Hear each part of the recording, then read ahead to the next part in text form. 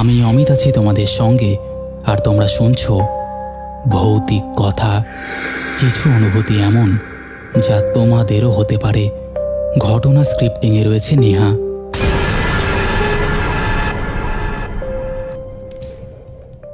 Welcome back. এই welcome back শুনলেই তোমরা বুঝে যাও যে ভৌতিক কথার নতুন একটা এপিসোড চলে এসেছে। ঠিক এভাবেই তোমরা আগামী দিনেও বুঝতে পারবে যে হ্যাঁ, নতুন কিছুভাবে নতুনভাবে শুরু হবে, কিন্তু ভৌতিক কথা এভাবে যুগের পর যুগ চলতেই থাকবে। আজকে স্পেসিফিক 3টে ঘটনা আছে। 3টে ঘটনা একদম 3 রকম। সমুদ্রের ধারে ঘুরতে গিয়ে একটা ঘটনা ঘটেছিল, একটা হাসপাতালে ঘটেছে, আর একটা রেল লাইনে ঘটেছে। তোমাদের বরাবরের প্রিয়। কী নিয়ে ঘটনাগুলো সেটা আমি বলছি না, তবে আজকের রেল লাইনের ঘটনা এবং যে আরও দুটো ঘটনা আছে, এই ঘটনা দুটো শুনে তোমাদের দারুণ লাগতে চলেছে এবং এতটাই ভালো লাগবে যে তোমরা বলবে অনেক দিন পর এমন ঘটনা শুনলাম, খুব ইউনিক একটা ঘটনা। যাই হোক, আর দেরি করছি না, তোমরা চুপটি করে বসে পড়েছো আমি জানি, হেডফোনটাও লাগিয়ে নিয়েছো আর লাইক কমেন্ট শেয়ার করে দিয়েছো। চলো এবার আমরা শুরু করে দেই আজকের প্রথম ঘটনা। দাদা, প্রথমেই তোমাকে নমস্কার জানাচ্ছি। তুমি আমাকে চিনবে না, বাট আমি তোমাকে বহুদিন ধরে চিনি এবং তোমার এই সিম্পলিসিটি, তোমার ব্যবহার আমার খুব ভালো লেগেছে এবং আমি সেই 2 বছর ধরে দেখে আসছি তোমার ব্যবহারে কোনো রকম চেঞ্জেস আমি দেখিনি। দাদা, ঘটনাটা 2019 সালের, তবে ঘটনাটা আমার সঙ্গে ঘটেনি। ঘটনাটা ঘটেছে আমার বন্ধু অরিন্দমের সাথে। তখন 2019 সাল, বেশ কনকনে শীত পড়েছে। অন্য বছরের তুলনায় সে বছর কিন্তু শীতটা একটু বেশি ছিল। পৌষ মাসের শেষ দিক, চারিদিকে একদম ঘন কুয়াশা আর অদ্ভুত নীরবতা। আচ্ছা, তুমি হয়তো জানবে যে দক্ষিণ 24 পরগনার দিকের রেলপথগুলো রাতে এমনিতেই নির্জন থাকে, কিন্তু সেবার আরও যেন অস্বস্তিবোধ কাজ করছিল। অরিন্দম পেশায় সফটওয়্যার কোম্পানির একজন কর্মচারী। সে বহুদিন পর তার মায়ের তরফের এক আত্মীয়ের দিকে নিমন্ত্রণ খেতে গিয়েছিল। শহরের ব্যস্ত জীবন থেকে কয়েকদিনের জন্য মুক্তি পেয়ে সে বেশ আনন্দেই ছিল। গ্রাম বাংলার পরিবেশ, উঠোন ভর্তি লোকজন, আলপনা আঁকা মেঝে, রান্নাঘর থেকে ভেসে আসা মাংস আর গরম ভাতের গন্ধ, সব মিলিয়ে বাড়িটা যেন উৎসবের আলোয় ভরে উঠেছিল। কিন্তু কেউই বুঝতে পারেনি এই আনন্দময় রাতের আড়ালেই লুকিয়েছিল এক ভয়ঙ্কর অভিশাপ। অনুষ্ঠান শেষ হতে হতে মোটামুটি রাত 11টা বেজে গিয়েছিল। বাড়ির উঠোনে তখনও কয়েকজন গল্প করছিল, কিন্তু অরিন্দম আর তার 2 নতুন পরিচিত বন্ধু বাইরে একটু হাঁটতে বেরিয়ে যায়। গ্রামের শেষ প্রান্তে একটা পুরনো রেল লাইন ছিল, যেটা দিনের বেলায় সাধারণ মনে হলেও রাতে জায়গাটা সম্পূর্ণ বদলে যেত। আশেপাশে কুয়াশা এমনভাবে জমেছিল যে কয়েক হাত দূরের জিনিসও স্পষ্ট বোঝা যাচ্ছিল না।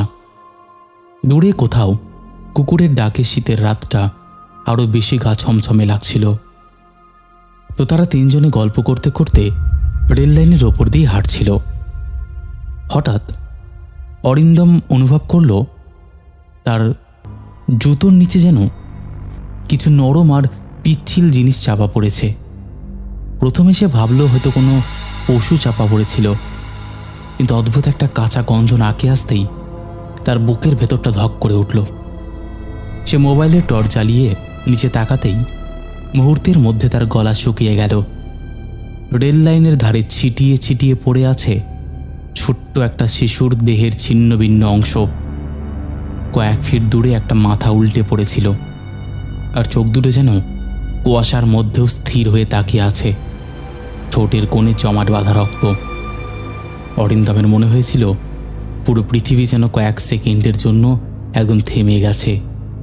তার পাশে থাকা ছেলেগুলোও দৃশ্যটা দেখে আতঙ্কে জমে যায়। তাদের একজন তখন তড়িঘড়ি অরিন্দমের হাত ধরে টেনে সরিয়ে নেয়।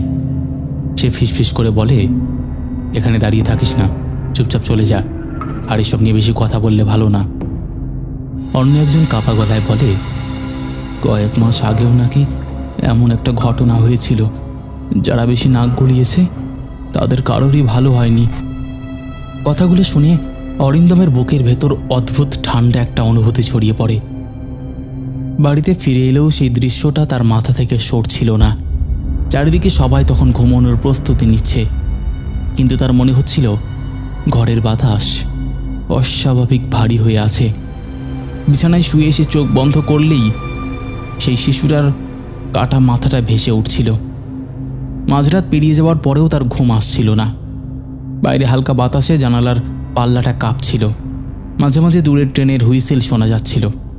সেই শব্দগুলোও যেন অস্বাভাবিক লাগছিল। রাত প্রায় 1:30টার দিকে হঠাৎ তার মনে হলো ঘরের ভেতর কেউ হাঁটছে। সে চোখ খুলে চারিদিকে তাকালো, কিন্তু অন্ধকার ছাড়া কিছুই দেখতে পেল না। ঠিক তখনই তার বুকের উপর প্রচণ্ড ভারী একটা চাপ অনুভব হলো, যেন কেউ তার বুকের উপর বসে আছে। সে নড়তে চাইছিল, কিন্তু শরীর একদম অবশ হয়ে গিয়েছিল। আতঙ্কে তার নিঃশ্বাস বন্ধ হওয়ার মতন অবস্থা। ধীরে ধীরে বিছানার নিচের অন্ধকারে একটা অবয়ব স্পষ্ট হতে শুরু করলো। প্রথমে শুধু দুটো ফ্যাকাশে পা দেখা গেল, তারপর একটা রক্তমাখা শাড়ি। অবশেষে পুরো মুখটা দেখা যেতেই অরিন্দমের শরীর ঠান্ডা হয়ে গেল। এক বিকৃত চেহারার মহিলা দাঁড়িয়ে আছে, চোখ দুটো সম্পূর্ণ সাদা, আর হাতে একটা ছোট্ট শিশুর বিচ্ছিন্ন মাথা। মাথাটার চোখ খোলা, যেন সোজা তার দিকেই তাকিয়ে আছে। মহিলাটা ধীরে ধীরে মাথাটা নিজের বুকে চেপে ধরে ফিসফিস করে বলল, ওকে ফিরিয়ে দে, ফিরিয়ে দে ওকে। অরিন্দম চিৎকার করার চেষ্টা করেও গলা দিয়ে কোনো শব্দ বের হচ্ছিল না। কয়েক সেকেন্ড পর হঠাৎ তার শরীরের অবশ ভাবটা কেটে যেতেই সে বিকট চিৎকার করে ওঠে। বাড়ির লোকজন দৌড়ে ঘরে ঢুকে আলো জ্বালায়, কিন্তু তখন ঘরে আর কিছুই ছিল না। সবাই ভাবে দুঃস্বপ্ন দেখে ভয় পেয়েছে। কেউ কেউ বলে, রাতে ওই দৃশ্যটা দেখেছিস তো, তাই মাথা ঘুরছে। কিন্তু অরিন্দম জানত সে যা দেখেছে সেটা নিছক স্বপ্ন ছিল না। পরদিন সকাল থেকেই তার শরীর জ্বরে পড়তে শুরু করে, ঠোঁট শুকিয়ে যায়। বাড়ি ফেরার সময় ট্রেনে বসেও তার মনে হচ্ছিল কেউ যেন তাকে অনুসরণ করছে। জানলার বাইরে কুয়াশার মধ্যে মাঝে মাঝে একটা নারী মূর্তি দেখতে পাচ্ছিল সে, চোখের পলক ফেলতেই মিলিয়ে যাচ্ছে। শহরে ফিরে আসার পর থেকেই অরিন্দমের আচরণ বদলে যেতে থাকে। সে মাঝরাতে উঠে একা একা কথা বলতো, কখনো রান্নাঘরে দাঁড়িয়ে ফিসফিস করত, কখনো অন্ধকার ঘরে বসে থাকত। তার মা প্রথমে ভেবেছিলেন ছেলেটা মানসিক চাপে ভুগছে, কিন্তু কয়েকদিন পর থেকেই বাড়ির মধ্যে অদ্ভুত ঘটনা ঘটতে শুরু করে। মাঝরাতে রান্নাঘরের বাসনপত্র নিজে নিজে পড়ে যেত, ছাদের উপর পায়ের শব্দ শোনা যেত, কখনো বাথরুমের কল নিজে থেকেই খুলে যেত। সবচেয়ে অদ্ভুত ব্যাপার ছিল অরিন্দমের পিসিকে নিয়ে। মহিলাটা সারা জীবন হাসি খুশি ছিলেন, কিন্তু হঠাৎ করেই তিনি চুপচাপ হয়ে যান। কারোর সাথে ঠিকমতো কথা বলতেন না, প্রায় বলতেন বাড়ি থেকে এসেছে, রাতে দরজার সামনে দাঁড়িয়ে থাকে। প্রথমে সবাই ব্যাপারটাকে তেমন গুরুত্ব দেয়নি, কিন্তু এক সকালে ঘুম থেকে উঠে সবাই দেখল পিসি নিজের ঘরের সিলিং ফ্যানে ঝুলছেন। ঘটনাটা পুরো পরিবারকে ভেঙে দেয়। পিসির মৃত্যুর পর থেকেই বাড়ির পরিবেশ আরও ভয়ঙ্কর হয়ে ওঠে। অরিন্দম মাঝে মধ্যে দাবি করত সে রাতে একটা বাচ্চার কান্নার শব্দ শুনতে পায়, কখনো বলতো ওরা আমাকে যেতে দেবে না। তার চোখের নিচে কালি জমে গিয়েছিল, শরীর শুকিয়ে যাচ্ছিল। একদিন তার মা ঘর পরিষ্কার করতে গিয়ে বিছানার নিচে কয়েকটা ছোট ছোট রক্তমাখা পায়ের ছাপ দেখতে পান, কিন্তু পর মুহূর্তে আবার সেগুলো কোথায় যেন হারিয়ে যায়। এরপর বাড়িতে একজন পুরোহিত ডাকা হয়। তিনি বাড়িতে ঢুকেই অস্বাভাবিক আচরণ করতে শুরু করেন। দরজার কাছে দাঁড়িয়ে কিছুক্ষণ চুপ করে থেকে বলেন, এখানে কোনো অশান্ত আত্মা আছে, কিন্তু এটা কোনো একজনের না, দুজনের উপস্থিতি আছে। কথাটা শুনে সবার শরীরে কাঁটা দিয়ে ওঠে। তিনি অরিন্দমকে জিজ্ঞাসা করেন যে কোথাও কোনো মৃতদেহ দেখেছিল কিনা। অরিন্দম সব খুলে বলতেই পুরোহিতের মুখের রং বদলে যায়। তিনি ধীরে ধীরে বলেন, সব আত্মা শান্তি পায় না, বিশেষ করে অপঘাতে মারা গেলে। সেদিন রাতে বাড়িতে পুজো শুরু হয়। মন্ত্রপাঠ চলাকালীন আচমকা পুরো বাড়ির বিদ্যুৎ চলে যায়। ঘুটঘুটে অন্ধকারের মধ্যে কোথা থেকে যেন একটা শিশুর কান্নার শব্দ ভেসে আসে। সবাই আতঙ্কে জমে যায়। তারপর ওপরতলা থেকে ধূপধাপ শব্দ হতে থাকে। মনে হচ্ছিল কেউ দৌড়ে বেড়াচ্ছে। পুরোহিত জোরে মন্ত্র পড়তে থাকেন। ঠিক তখনই অরিন্দম আচমকা চিৎকার করে ওঠে। তার গলার স্বর বদলে গিয়েছিল। সে কাঁদতে কাঁদতে বলতে থাকে, ওকে ওকে রেল লাইনে ফেলে রেখে এসেছিল, কেউ সাহায্য করেনি। ঘরে থাকা সবাই আতঙ্কে পিছিয়ে যায়। অরিন্দমের চোখ তখন পুরো উল্টো হয়ে গিয়েছিল। কয়েক সেকেন্ড পর সে জ্ঞান হারিয়ে মেঝেতে পড়ে যায়। অনেকক্ষণ পর জ্ঞান ফিরলেও সে কিছুই মনে করতে পারেনি। তারপর কয়েকদিন পরিস্থিতি স্বাভাবিক ছিল। সবাই ভাবলো হয়তো শেষ হয়ে গেছে, কিন্তু আসল ভয় তখনও বাকি ছিল। এক গভীর রাতে অরিন্দম ঘুম ভেঙে শুনতে পেল কেউ খুব আস্তে আস্তে তার দরজায় আঁচড় কাটছে। প্রথমে সে ভেবেছিল বিড়াল হবে, কিন্তু শব্দটা ক্রমশ জোরে হতে লাগলো, যেন নখ দিয়ে কাঠ ঘষা হচ্ছে। সে ধীরে ধীরে দরজার কাছে গিয়ে দাঁড়ালো। বাইরে থেকে একটা মেয়ের কণ্ঠস্বর ভেসে এলো, দরজা খোলো, আমার ছেলেকে দেখেছ? অরিন্দমের সারা শরীর ঠান্ডা হয়ে গেল, কারণ একই কণ্ঠস্বর সে আগেও শুনেছিল। সেই রাতে, সেই রেল লাইনে। সে দরজা খোলেনি, কিন্তু কয়েক সেকেন্ড পরই শব্দটা থেমে যায়। সাহস করে দরজা খুলতেই করিডোর ফাঁকা, শুধু মেঝেতে কাদা মাখা ছোট পায়ের ছাপ। এরপর থেকে অরিন্দমের জীবন পুরো বদলে যায়। সে চাকরি ছেড়ে দেয়, মানুষের সাথে মেলামেশা কমিয়ে দেয়। তার মা বলতেন, মাঝরাতে ছেলেটা কখনো কখনো বারান্দায় দাঁড়িয়ে ফিসফিস করে কারোর সাথে কথা বলে। একদিন সাহস করে তিনি জিজ্ঞাসা করেছিলেন, এই, কার সাথে কথা বলিস তুই? অরিন্দম কিছুক্ষণ চুপ করে থেকে বলেছিল, মা, জানো, ওরা এখনো যায়নি। তারপর এক বর্ষার রাতে ঘটনা চরমে ওঠে। বাইরে ঝড় বৃষ্টি হচ্ছিল। হঠাৎ পুরো বাড়ির আলো নিভে যায়। অন্ধকারের মধ্যে আবার সেই শিশুর কান্না ভেসে আসে। অরিন্দমের মা দৌড়ে তার ঘরের দিকে যান। দরজা ভেতর থেকে বন্ধ। অনেক ডাকাডাকির পরও কোনো সাড়া নেই। শেষমেশ দরজা ভাঙা হয়। ঘরে ঢুকে সবাই জমে যায়। অরিন্দম ঘরের এক কোণে বসেছিল। তার সামনে মেঝেতে কাদা মাখা কয়েকটা ছোট পায়ের ছাপ। সেদিনের পর অরিন্দমকে আর আগের মতো দেখা যায়নি। কেউ বলে সে মানসিক ভারসাম্য হারিয়ে ফেলেছিল, কেউ বলে তাকে কোনো আশ্রমে পাঠানো হয়েছিল। কিন্তু আজও শীতের গভীর রাতে ওই রেল লাইনের পাশ দিয়ে যারা যায়, তারা নাকি মাঝে মধ্যে কুয়াশার মধ্যে এক মহিলাকে দাঁড়িয়ে থাকতে দেখে। জানি না এটা কতটা সত্যি, কিন্তু অরিন্দম আমাকে ঠিক এভাবেই বলেছিল। তো দাদা, এই ছিল ঘটনা। যদি ভালো লাগে অবশ্যই পড়ে শুনিও। আমি অপেক্ষায় থাকবো তোমার মুখে এই ঘটনাটা শোনার জন্য। আর তুমি যদি ঘটনাটা শোনাও, আমাকে প্লিজ একবার মেসেজ করে দিও, তাহলে আমি অরিন্দমকেও এই ঘটনাটা পাঠিয়ে দেব। ভালো থেকো অমিতদা, সুস্থ থেকো, গুড নাইট। তো বন্ধুরা, এই ছিল আমাদের আজকের প্রথম ঘটনা। আশা করছি এই ঘটনাটা তোমাদের ভালো লেগেছে। কেমন লেগেছে অবশ্যই তোমরা কমেন্ট করে জানিয়ে দাও। তোমরাও যদি এমন ঘটনা শেয়ার করতে চাও, তাহলে অবশ্যই আমাদের সাথে কন্ট্যাক্ট করতে পারো। আমাদের সাথে কন্ট্যাক্ট করা একদম ইজি। আমাদের হোয়াটসঅ্যাপ নাম্বার থেকে শুরু করে সমস্ত সোশ্যাল মিডিয়ার লিঙ্ক তোমরা ডেসক্রিপশান সেকশনে পেয়ে যাবে। তো আর দেরি কিসের, তোমরা কন্ট্যাক্ট করে নাও। চলো এবার আমরা শুরু করে দেই পরের ঘটনা। পরের ঘটনাটা পাঠিয়েছে শিল্পা। শিল্পা লিখছে, দাদা, আমি একজন নার্স। আগে একটা ঘটনা পাঠিয়েছিলাম। আমার মা বাবার কাছেও এমন অনেক ঘটনা আছে যেগুলো মাঝে মাঝে বলবো। আজ আরেকটা বলছি। আমি আগে খুব সাধারণ জীবনই কাটাতাম। লেখাপড়া, স্কুল, টিচারের বাড়ি, এসব নিয়ে জীবন ছিল। খুব একটা বাইরে বেরোতামও না। এখন আমি গভর্নমেন্ট হাসপাতালে কাজ করি, কিন্তু আগে কলকাতার একটা নামী বেসরকারি হাসপাতালে কাজ করতাম।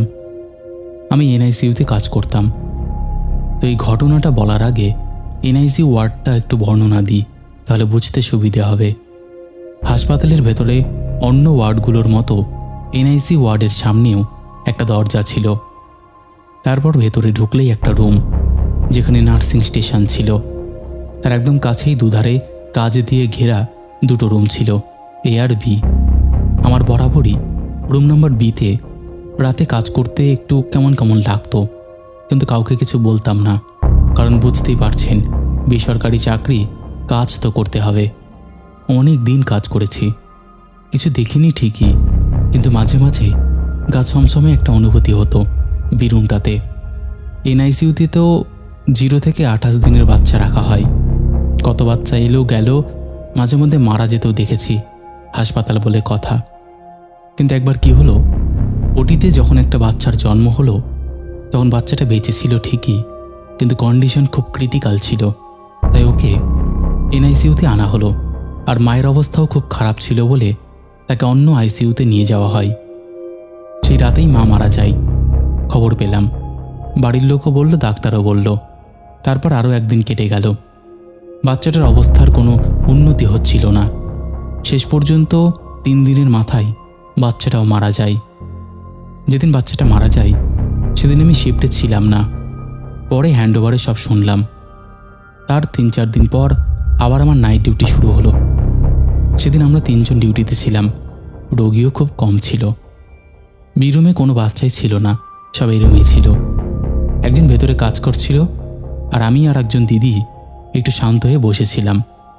দিদির মাথা ধরেছিল, তাই চুপ করে চেয়ারে মাথা ঠেকিয়ে বসেছিল। আমিও টেবিলের উপর মাথা রেখে একটু ঝুঁকে বসেছিলাম। কাচের রুমগুলোর মাঝে একটা দরজাও ছিল। আমি বুঝতে পারিনি যে দিদিটা ঘুমিয়ে পড়েছিল বা চোখ লেগে গিয়েছিল। আমারও হয়তো 5-10 মিনিটের মতো চোখ লেগেছিল। হঠাৎ দেখি আমি যেন একটা স্বপ্ন দেখছি। দেখলাম আমি বি রুমে কাজ করছি, একটা কর্নারে দাঁড়িয়ে আছি। হঠাৎ পেছন থেকে কেউ বলছে, এই আমার বাচ্চাটা কোথায় রে, আমার বাচ্চাটা কোথায়? আমি ঘুরে তাকিয়ে বললাম, ওই তো তোমার বাচ্চা। তারপর মহিলাটা ভীষণ রেগে গিয়ে বলল, এক হাতে ওইটাকে নিয়ে, এটা আমার বাচ্চা, এটা তো মরা বাচ্চা। তোরা আমার বাচ্চাকে মেরে ফেলেছিস না, আমার বাচ্চাটা তো বেঁচে ছিল, ওকে আমি সঙ্গে নিয়ে যাব, তোরা কেউ আটকাতে পারবি না। আমি ভয়ে একদম কথা বলতে পারছিলাম না। মহিলাটা চুল খোলা, কোকড়ানো আর খুব লম্বা, লাল শাড়ি পরেছিল।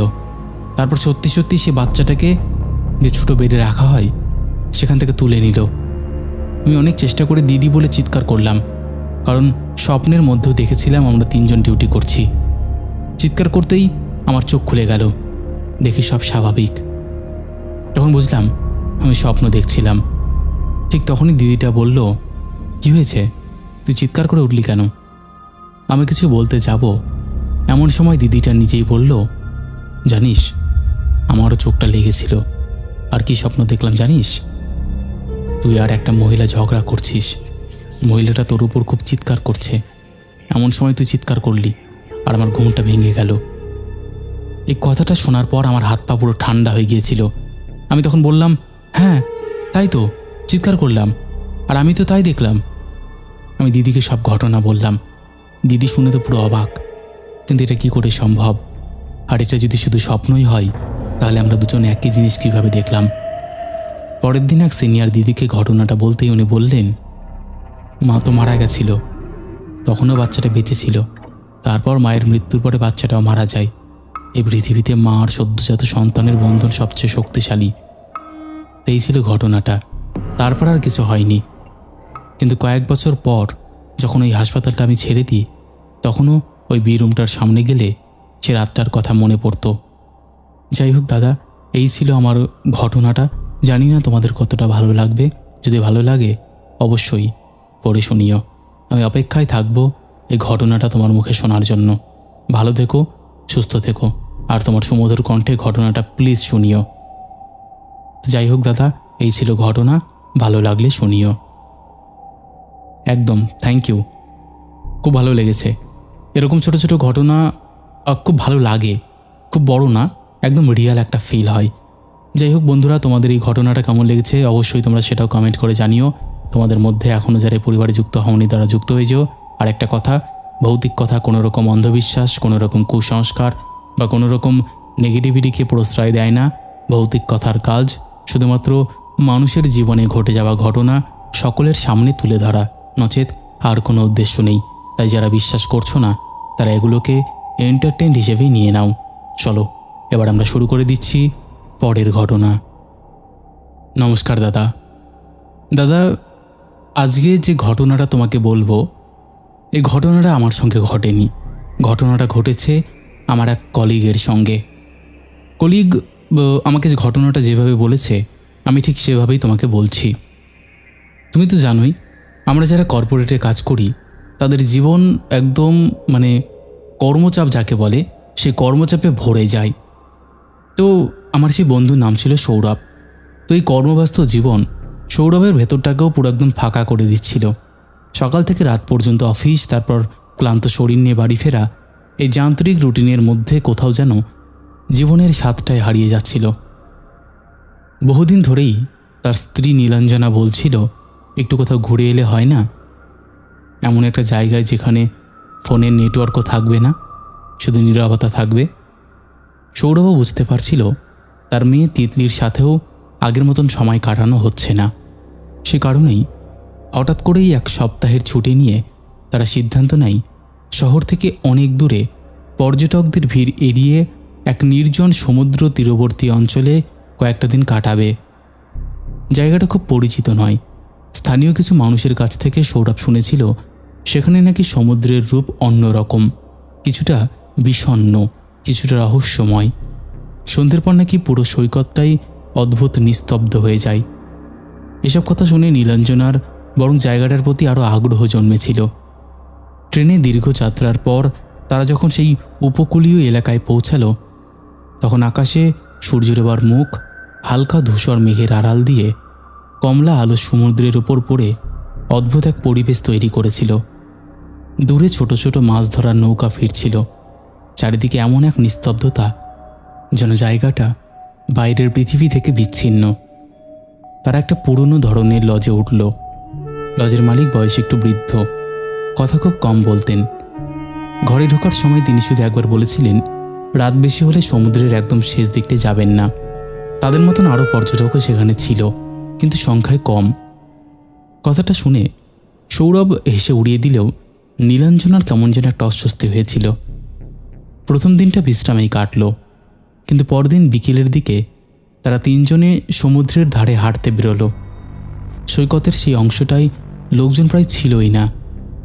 দূরে ভাঙা জেটি, ছড়িয়ে ছিটিয়ে থাকা শুকনো গাছের গুঁড়ি আর জোয়ারের ফেলে যাওয়া সামুদ্রিক আবর্জনা মিলিয়ে জায়গাটার মধ্যে এক পরিত্যক্ত অনুভূতি ছিল। তিতলি বাড়িতে খেলছিল আর সৌরভ নীলাঞ্জনা ধীরে ধীরে হাঁটছিল। হঠাৎ নীলাঞ্জনার চোখে পড়ল একটা অদ্ভুত জিনিস। বালুর ভেতর থেকে অর্ধেক বেরিয়ে থাকা কালচে পাথরের মতন কিছু একটা। প্রথমে ওরা ভেবেছিল হয়তো কোনো পুরনো মূর্তি বা জাহাজের ভাঙা অংশ, কিন্তু কাছে গিয়ে দেখল জিনিসটা আসলে মানুষের মুখের মতন খোদাই করা একটা অদ্ভুত বস্তু। চোখ দুটো গভীর গর্তের মতো, ঠোঁটের জায়গাটা কাটা আর চারপাশে অস্বাভাবিক সব নকশা। পুরো জিনিসটার গায়ে এমন একটা অদ্ভুত ঠান্ডা ভাব ছিল যেন বহু বছর বরফের নিচে ছিল। সৌরভ সঙ্গে সঙ্গে বলল এগুলো না ধরাই ভালো, কে জানে কোথাকার কি জিনিস।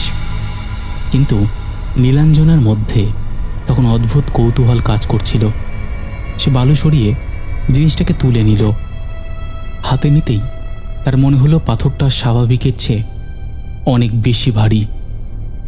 আর সবচেয়ে অদ্ভুত বিষয়, এত গরম আবহাওয়ার মধ্যেও পাথরটা বরফের মতো ঠান্ডা। নীলাঞ্জনা হাসতে হাসতেই সেটা নিজের ব্যাগে ভরে নিল। সেই মুহূর্তে দূরে কোথাও যেন একটা কাক ডেকে উঠল। হঠাৎ করেই চারপাশের পরিবেশটা অস্বাভাবিক নিস্তব্ধ হয়ে গেল, এমনকি সমুদ্রের ঢেউয়ের শব্দটাও যেন কমে এসেছিল। রাতে লজে ফিরে আসার পর থেকেই একটা অদ্ভুত অনুভূতি শুরু হলো। ঘরের বাতাস ভারী লাগছিল। তিতলি বারবার বলছিল, মা, কে যেন দরজার বাইরে হাঁটছে মা। সৌরভ বিষয়টাকে শিশুসুলভ ভয় ভেবেই উড়িয়ে দিল, কিন্তু গভীর রাতে তার নিজেরও ঘুম ভেঙে যায়। মনে হয়েছিল ঘরের কোণে কেউ দাঁড়িয়ে আছে। অন্ধকারে একটা অস্পষ্ট ছায়া, আলো জ্বালাতেই কিছু দেখা গেল না। পরদিন সকালে তার আর দেরি না করেই ফেরার সিদ্ধান্ত নিল। ফেরার সময় আকাশ একদম পরিষ্কার ছিল, কিন্তু শহরের দিকে ফিরতে ফিরতে আচমকা আবহাওয়াটা বদলে গেল। কালো মেঘে পুরো রাস্তা ঢেকে গেল। কয়েক মিনিটের মধ্যেই শুরু হলো প্রবল বৃষ্টি। সামনে রাস্তা প্রায় দেখা যাচ্ছিল না। সৌরভ সাবধানে গাড়ি চালাচ্ছিল। হঠাৎ তার মনে হলো স্টিয়ারিং যেন নিজের ইচ্ছে মতো ঘুরছে। সে শক্ত করে ধরেও নিয়ন্ত্রণ রাখতে পারছিল না। গাড়িটা হঠাৎ বাঁদিকে সরে গিয়ে রাস্তার ধারের কাদায় উল্টে পড়ল। কয়েক সেকেন্ডের জন্য সব কিছু থেমে গিয়েছিল। সৌভাগ্যবশত তারা গুরুতর আহত হয়নি, কিন্তু গাড়ি থেকে বেরিয়ে সৌরভ স্পষ্ট শুনেছিল কানের খুব কাছে কেউ যেন ফিসফিস করে বলল, ফিরিয়ে দাও, ফিরিয়ে দাও।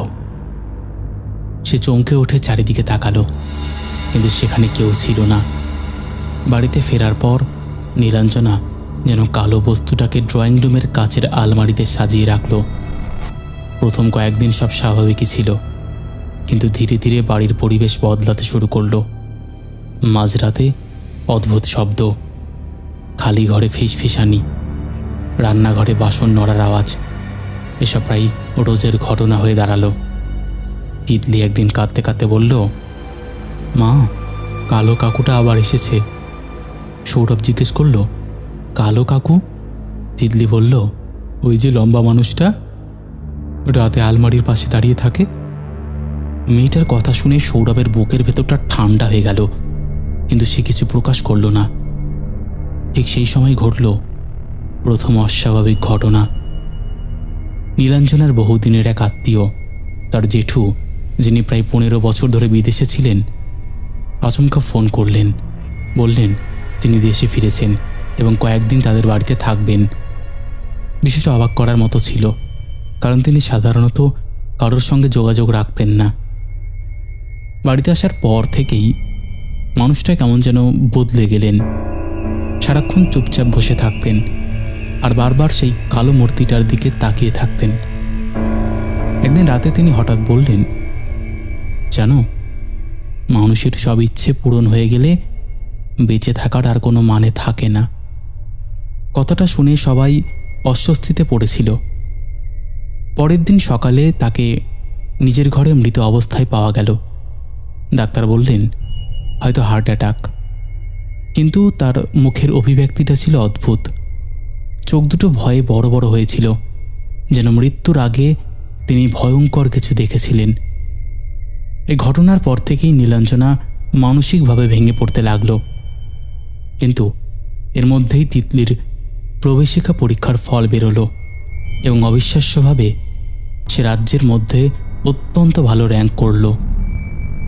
সবাই অবাক হয়ে গেল, কারণ পরীক্ষার আগের রাতে তিতলিকে দেখা গিয়েছিল সেই কালো পাথরের সামনে দাঁড়িয়ে ফিস ফিস করে কিছু বলতে।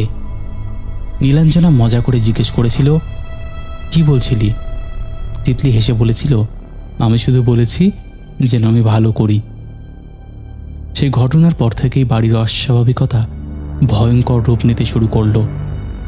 প্রতি রাতে নীলাঞ্জনা ঘুম ভেঙে দেখত কেউ তার বিছানার পাশে দাঁড়িয়ে আছে, লম্বা, অস্বাভাবিক রোগা একটা ছায়ামূর্তি। মুখটা দেখা যায় না, কিন্তু তার উপস্থিতি টের পাওয়া যায়। মাঝে মাঝে সে অনুভব করত কেউ তার হাত শক্ত করে চেপে ধরেছে। এক রাতে সৌরভ ইচ্ছে করে জেগে রইল। গভীর রাতের দিকে হঠাৎ ঘরের তাপমাত্রা কমে গেল, বাতাসে পচা গন্ধ ছড়িয়ে পড়ল। তারপর সে স্পষ্ট দেখল অন্ধকারের মধ্যে একটা কালো অবয়ব নীলাঞ্জনার হাতের উপর ঝুঁকে আছে। মুহূর্তের মধ্যে নীলাঞ্জনা যন্ত্রণায় চিৎকার করে উঠল। আলো জ্বালাতেই কিছু দেখা গেল না, কিন্তু তার ডান হাতের 3টে আঙ্গুল নীলচে হয়ে গিয়েছিল। পরের কয়েকদিনের মধ্যে আঙ্গুলগুলো একেবারে কালো হয়ে পচতে শুরু করল। ডাক্তাররা প্রথমে ভেবেছিল বিরল ধরনের সংক্রমণ, কিন্তু পরীক্ষার রিপোর্টে কিছুই ধরা পড়ল না। অবস্থা এতটাই খারাপ হয়ে গিয়েছিল যে শেষ পর্যন্ত অস্ত্রোপচার করে আঙ্গুলগুলো কেটে বাদ দিতে হলো। এই সময় সৌরভ প্রায় পাগলের মতন হয়ে গিয়েছিল। সে নানা জায়গায় ঘুরে অবশেষে এক বৃদ্ধ তান্ত্রিকের খোঁজ পায়। বৃদ্ধ তাদের সব কথা শুনে প্রথমে জিজ্ঞাসা করেছিলেন, তোমরা কি কোথাও থেকে কিছু এনেছো? এরপরে সৌরভ সব খুলে বলতেই বৃদ্ধর মুখের রং বদলে গেল। তিনি বললেন, এইসব কাজ কেউ করে? সব জিনিস মানুষের জন্য না, কিছু জিনিস জলে চাপা থাকাই ভালো। তোমরা যে বস্তুটা এনেছো ওই বস্তু ইচ্ছে পূরণ করে ঠিকই, কিন্তু বিনিময়ে কিছু নেয়। সৌরভ জিজ্ঞেস করলো, তাহলে এখন কি করব? বৃদ্ধ বললেন, যেখান থেকে এনেছো সেখানে ফেরত দিতে হবে, নাহলে এটা আরও নেবে। সেই রাতেই তারা সিদ্ধান্ত নিল বস্তুটা বাড়িতে আর রাখবে না। গভীর রাতে সৌরভ, নীলাঞ্জনা আর তিতলি মিলে গঙ্গার ধারে গেল। পাথরটা লাল কাপড়ে মুড়ে ফুল দিয়ে ঢেকে রাখা হয়েছিল। পুরো সময়টাতে নীলাঞ্জনা অনুভব করেছিল কেউ যেন তাদের অনুসরণ করছে। নদীর ধারে পৌঁছে সৌরভ যখন জিনিসটা জলে ফেলতে গেল, তখন কয়েক সেকেন্ডের জন্য তার মনে হলো পাথরটার মুখে যেন হাসি ফুটে উঠেছে। পর মুহূর্তেই সে সেটা জলের গভীরে ছুঁড়ে ফেলে দিল। বস্তুটা জলে পড়তেই আশেপাশে আচমকা ঝড়ো হাওয়া উঠল। নদীর জল অস্বাভাবিকভাবে কেঁপে উঠল। তারপর আবার সব শান্ত হয়ে গেল। বাড়ি ফেরার পর ধীরে ধীরে অস্বাভাবিক ঘটনাগুলো বন্ধ হতে শুরু করল। তিতলি আর কালো মানুষটাকে দেখতে পেল না। রাতে আর পচা গন্ধ আসত না। নীলাঞ্জনাও ধীরে ধীরে স্বাভাবিক হয়ে উঠল, কিন্তু পুরোপুরি স্বাভাবিক জীবন আর কখনো ফিরে পায়নি। কারণ কিছু ভয় মানুষকে আজীবনের জন্য বদলে দেয়। আজও মাঝরাতে ঘুম ভেঙে গেলে নাকি সৌরভ ভয় পায়। সৌরভ মনে মনে ভাবে, কেন যে গিয়েছিল সে সেখানে? হয়তো না গেলে আজকে তাদের জীবনে এমন দুর্ভোগ নেমে আসতো না। জানি না ঘটনাটা কতটা সত্যি, কিন্তু সৌরভ আমাকে যেভাবে বলেছিল আমি অ্যাজ ইট ইজ তোমাকে সেভাবেই লিখলাম। যদি ভালো লাগে অবশ্যই শুনিও। আমি সৌরভকে কথা দিয়েছি যে তোমার মুখে এই ঘটনাটা তাকে শোনাবো। প্লিজ শুনিও। একদম একদম। তো বন্ধুরা, এই ছিল আজকের আমাদের জমজমাট একটি এপিসোড। আশা করছি তোমাদের ভালো লেগেছে। কেমন লেগেছে তোমরা অবশ্যই সেটা কমেন্ট করে জানিয়ে দাও। চলো আর কথা না বাড়িয়ে এবার আমরা শুরু করে দিচ্ছি শাউট আউট পর্ব। শেষের এপিসোডে ফার্স্ট কমেন্ট করেছে রকি ভাই, সেকেন্ড কমেন্ট করেছে শিল্পা চ্যাটার্জি, থার্ড কমেন্ট করেছে জিৎ। তিনজনেই লাভ লাভ রিয়াক্ট দিয়েছে।